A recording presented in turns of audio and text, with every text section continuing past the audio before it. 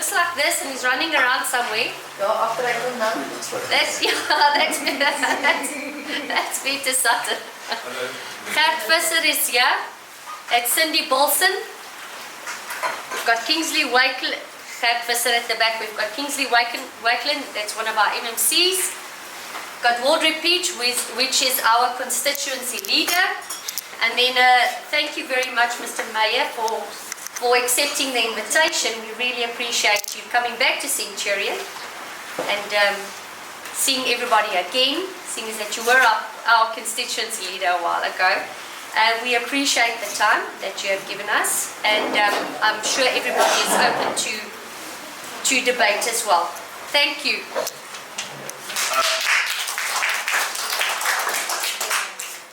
I was asked to do an introduction for Cllr, and good evening to everybody.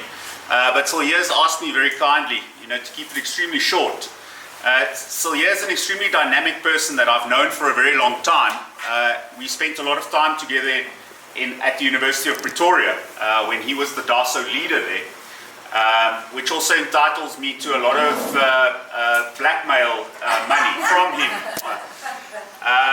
But I always like to embarrass Cllr, and I think it's a very good thing that politicians should go through those kind of things.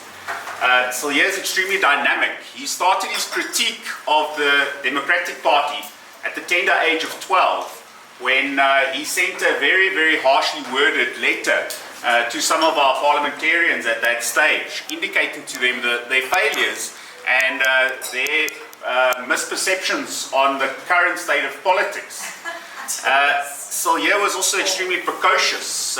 His father, when he was about to matriculate, his father, in an attempt to bolster an already very successful academic career, gave him some incentive and indicated that he would endeavor to have a dinner with whichever celebrity the young Cllr Brink would like to have on a very, very big city of Phalaborwa, at which time he then did meet his academic requirements, at which time he then indicated that he would like to have dinner with our former leader, Tony Leon.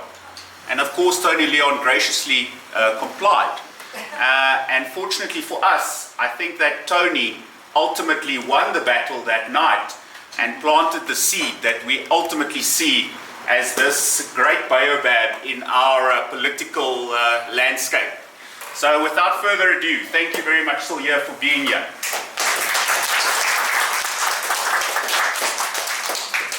Thank you very much, Waldry and the councillors, for welcoming me to your constituency. Waldry got the story a bit wrong.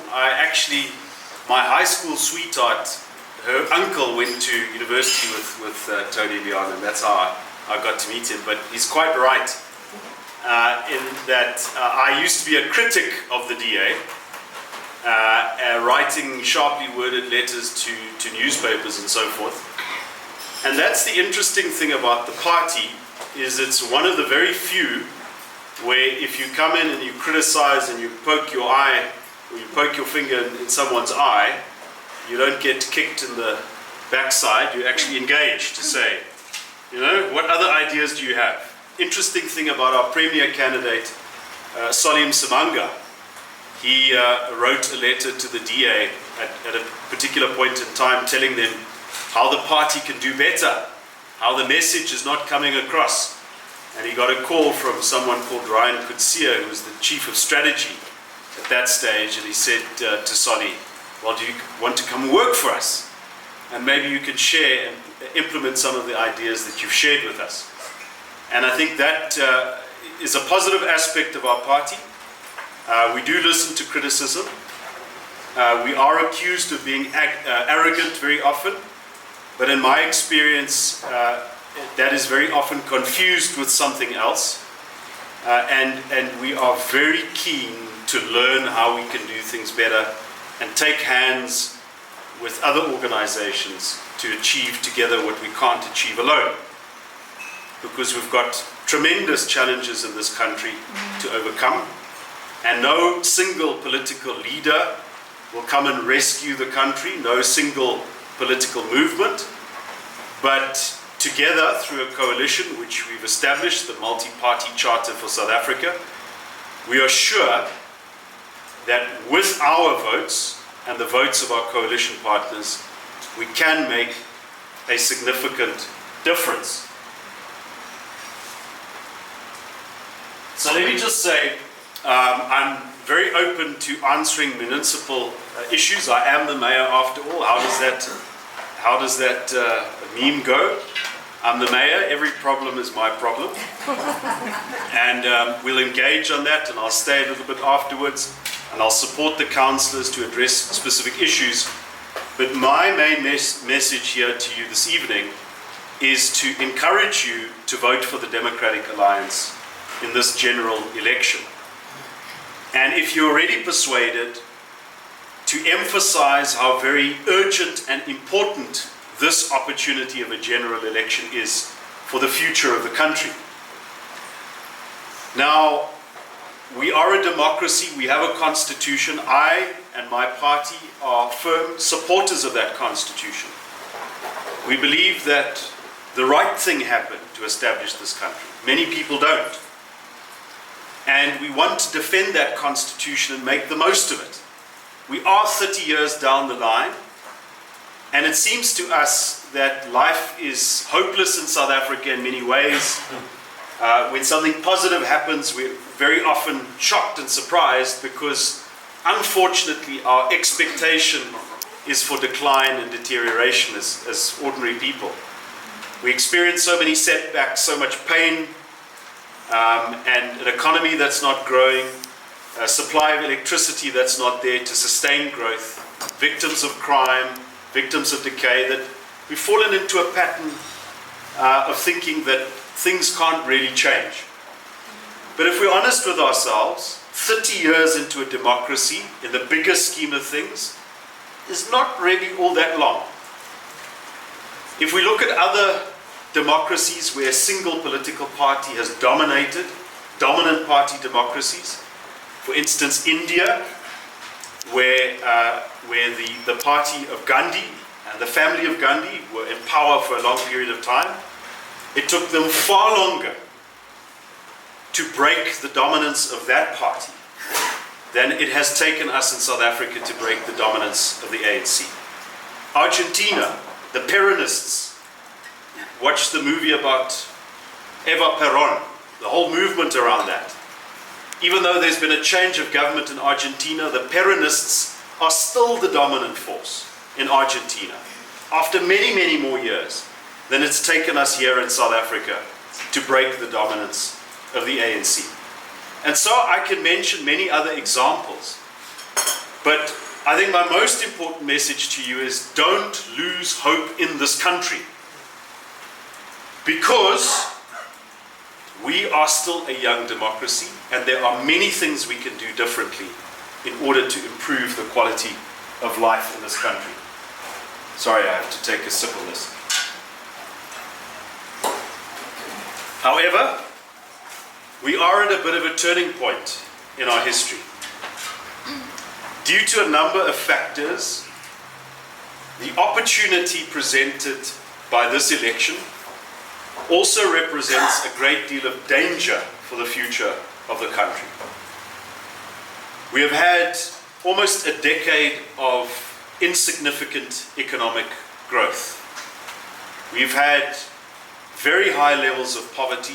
The COVID-19 lockdown worsened the cost of living and the pressure on ordinary South Africans, as has the energy crisis in the country, businesses and households having to pay their taxes and so forth, and then having to make alternative plans for energy. Our state institutions have been hollowed out, and it's not a point of debate anymore. Anybody who's watched the Zondo Commission knows how things have started to operate in this country, where public money has been appropriated to enrich a small group of individuals, not even a broader organization, but the conflation of parties and state. The ANC's policy of cadre deployment has opened the gates to all sorts of characters whose only purpose in life is to use public office in order to enrich themselves. And over many years, that has eroded the developmental capacity of the state. And this is an important point to make.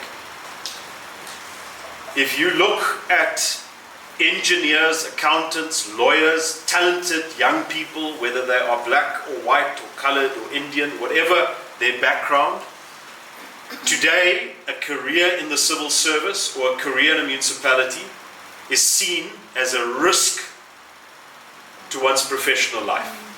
It's seen as a dead end. 10 years ago, it was racial minorities who were leaving this country in hope of a better future. Today, you get young black professionals who are leaving, taking with them the skills and the hope to work for companies like PwC and others. You've got international offices, and they're taking the potential with them. We have a common interest in this country that runs across racial, economic, geographical lines. And that common interest is under threat. That common interest is the ability to send your child to a good school and a good university and then expect them to find either business opportunities or employment opportunities and then promotion in their careers. The prospects that your family will be safe where you live against attack. The fact that you can run a business and make a margin and pay your personnel without the costs of electricity and security and all of these other things becoming so debilitating that you can no longer in fact make a profit. There is a common interest in this country, and unfortunately, whether it's the National Party before it and the ANC now, the governing party of the country have often been in denial of that common interest. They've said, oh no, it's about the workers. Or oh no, it's about these people. Oh no, it's about young people. Oh no, it's about civil servants. And in fact, if we don't maintain the common interest, if the economy isn't growing, if there isn't sufficient supply of electricity, if the civil service is incompetent, if the police don't do their work, then there is no prospect for anyone, no matter if you're a woman or you're a child or you're a youth or you're a trade unionist or a civil servant or an entrepreneur. And I think we've reached the point in this country where we have to defend the common interest. And for the DA, it's about a few essential issues. Unemployment is the biggest issue in this country. I know folks in this room might not necessarily be unemployed, but you are affected by unemployment. Everyone is affected by unemployment. If you're running a business, the economy isn't growing, your bottom line, your ability to make payroll, your ability to plan for the future and invest and purchase property is affected by an economy that's not growing. The second important issue is the supply of electricity. Because of our electricity crisis, there is a cap on economic growth in this country, a hard cap of 2%. So even though we can deploy additional energy in the private sector, and the city of Tshwane is doing what we can to do that, in order to grow, in order to feed economic growth and industrial development, you need electricity, you need power, and you need it to be available, and you need it to be reliable, and you need it to be fairly affordable. And so that is the second important priority for this country. The third is corruption. Fighting corruption, making sure we've got a capable public service. For many years in this country, political party and the civil services have been conflated. People were appointed into critical positions, engineering jobs, accounting jobs, in the public service, not based on their ability to do their job, or their track record, or their potential, but due to their political connections. This opened the doorway to corruption and manipulation of the tender system as well. And we've got to end that system. It might seem overwhelming, but like in Tshwane, what you do is you start with the top management. You make sure that your head of departments, your directors general, those folks are individuals with integrity, professionalism, and can do the job.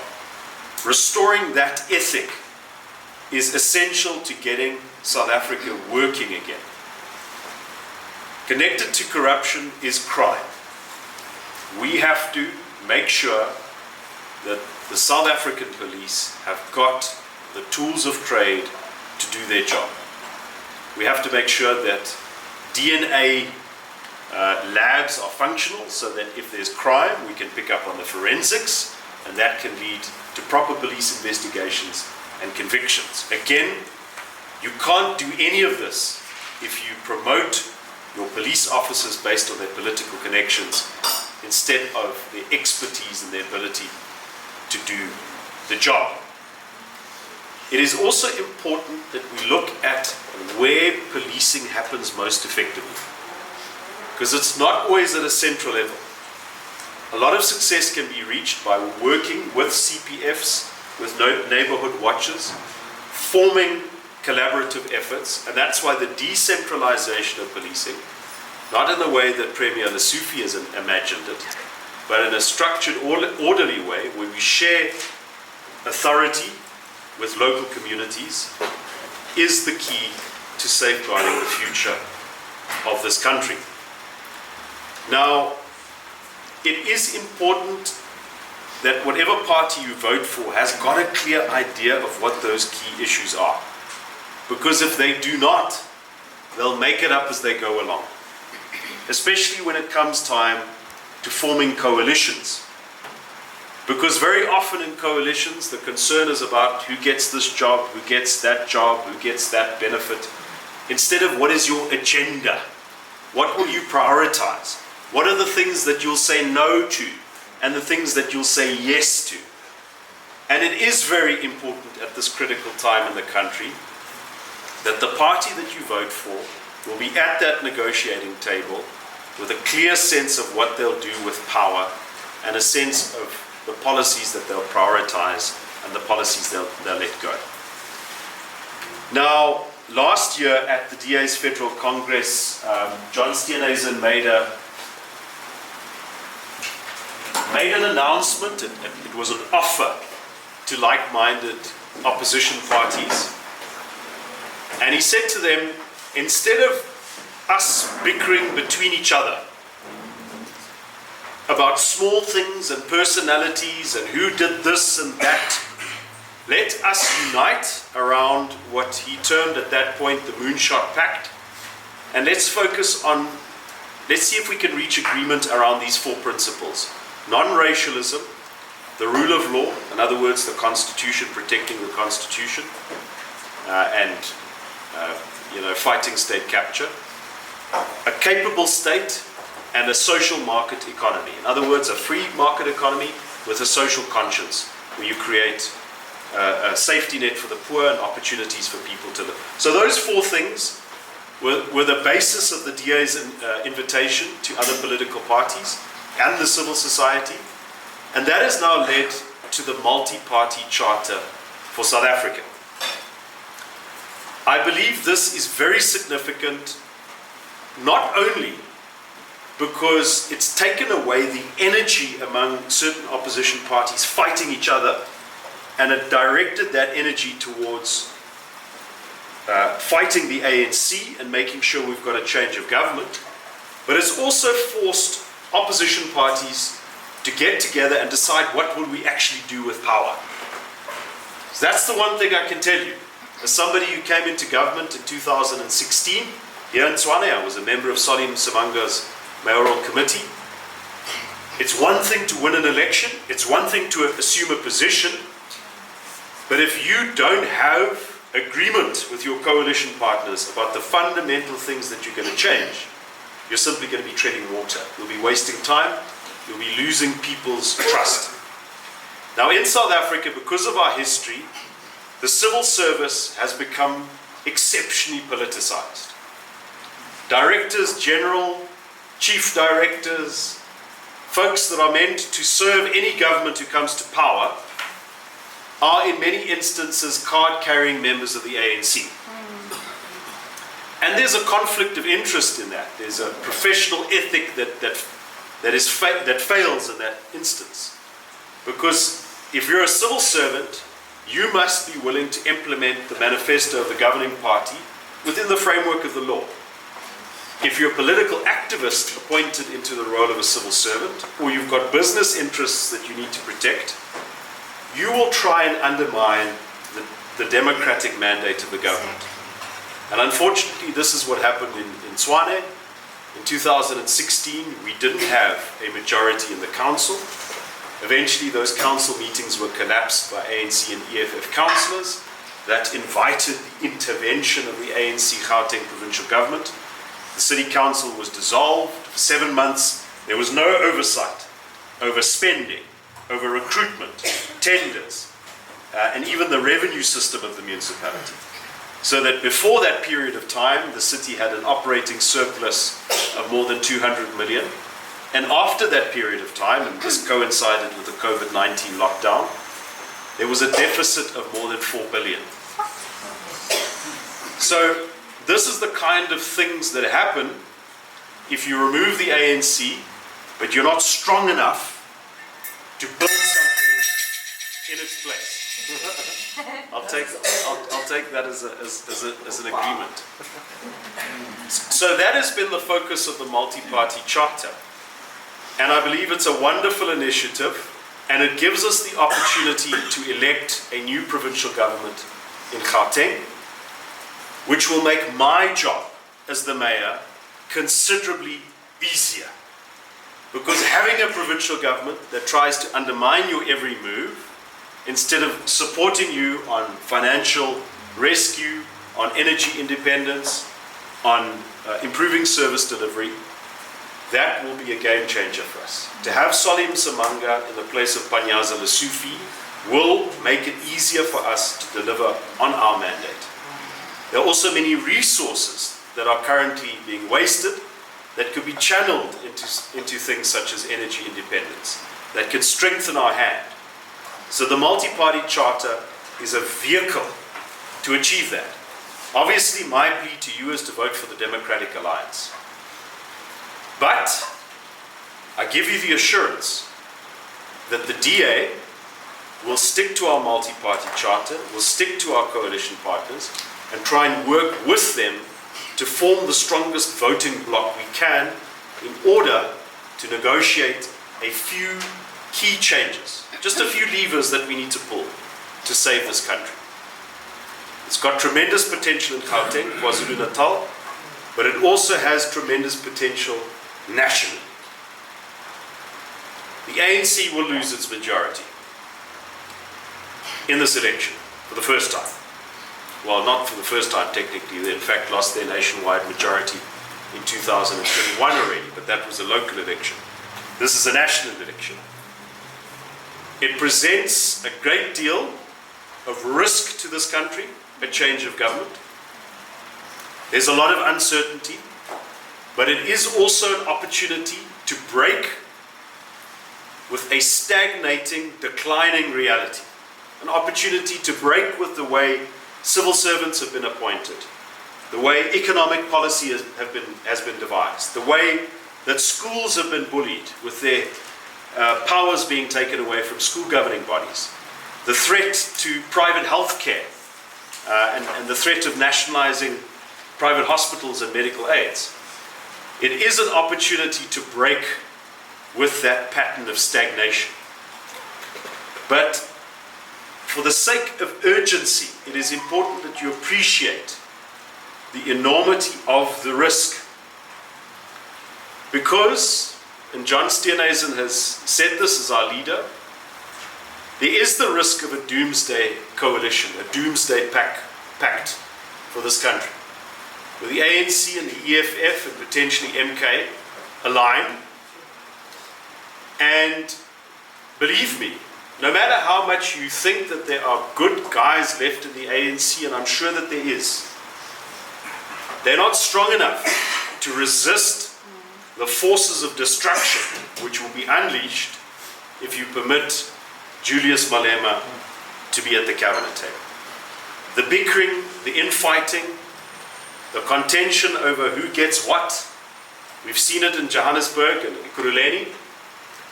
Magnify that on a national scale. And we will appreciate that it's not just a situation where we can say, it's fine, we give them 5 years, they'll mess it up and then we'll come and fix it. No. We don't have the opportunity to have anything messed up any further in this country.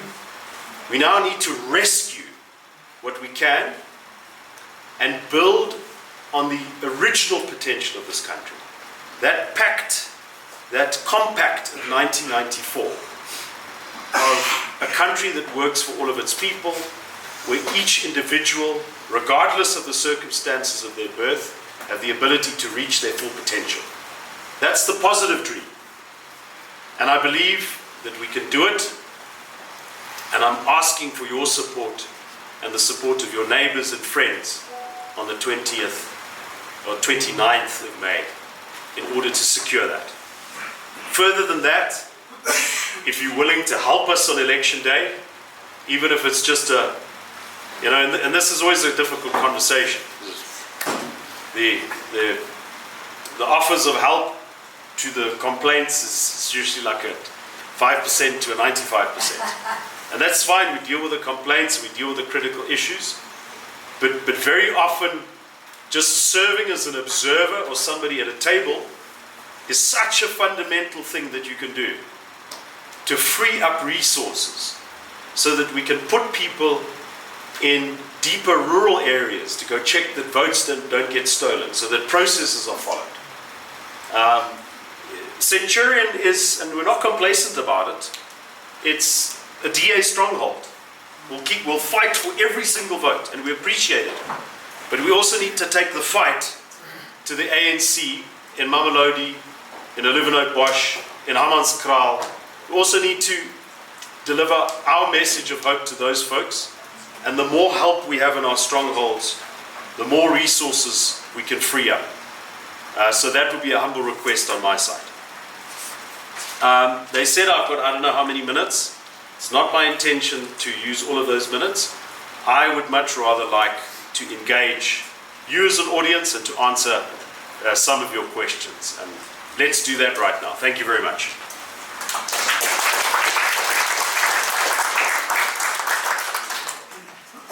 Thank you very much, ladies and gentlemen, and thank you, Cllr. I think we've got a bit of an opportunity here to engage. Could I maybe request that we take 5 questions at a time? Would you prefer it that way? Can I just see hands? And I'll allocate a number to each person. Obviously, we can have as many questions as we like, and then we'll have another round. Okay, so number 1. 14. Good evening, Queenant, Dumela. I'm born in Pretoria, so I can speak Afrikaans. I'm 67, so I'm part of the fabric of this community. Thank you for the invitation of the Democratic Alliance. Mayor, I want to say, Honorable Mayor, excellent presentation in terms of your thinking ahead for our country. But today I come to you with a different issue that I, as a citizen of this city of Tshwane, having been born here in Malmestad, for those who know Malmestad, it's the outlying area just of the city. I've been part of this community for over the years. I've seen the worst of apartheid.